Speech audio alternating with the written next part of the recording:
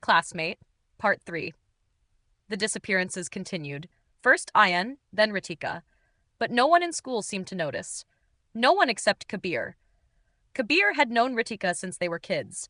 When she vanished overnight, leaving behind no trace, not even a mention in the school records, he knew something was horribly wrong. That's when he saw it. At the back of the classroom, Ravi sat alone, his head bowed as he scribbled in his notebook. It was always the same: silent, focused, detached from reality. But now Kabir noticed something chilling. Ravi's hand never seemed to stop moving. Even when the teacher spoke, even during lunch, even when no one was looking, he kept writing.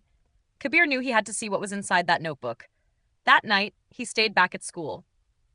The halls were cold and eerily silent. The hum of the lights buzzed faintly overhead as he crept toward the classroom.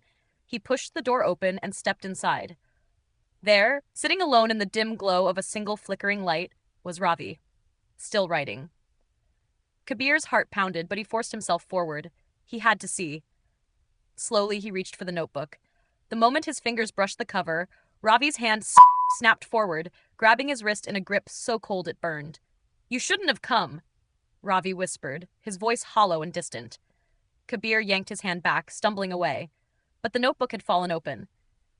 His breath caught in his throat. The pages were filled with names. Hundreds, maybe thousands, all crossed out. But what horrified him most, at the bottom, written in fresh, dark ink, was his own name. His pulse pounded in his ears. "What are you?" he gasped. Ravi's head tilted at an unnatural angle, his empty eyes locking onto Kabir's. "I was the first," Ravi whispered. "And I'll never be the last." The lights flickered violently. Shadows stretched from the corners of the room, slithering toward Kabir. The air turned ice cold as a strange force pulled him toward Ravi's desk. "No!" Kabir screamed, trying to run. But the shadows grabbed his ankles, crawling up his legs like living vines. The walls trembled. The room twisted. The last thing Kabir saw was Ravi's unnatural grin, stretching wider than humanly possible. Then, darkness. The next morning, Kabir's seat was empty. No one remembered him, except Ravi. He just kept scribbling, waiting for the next name.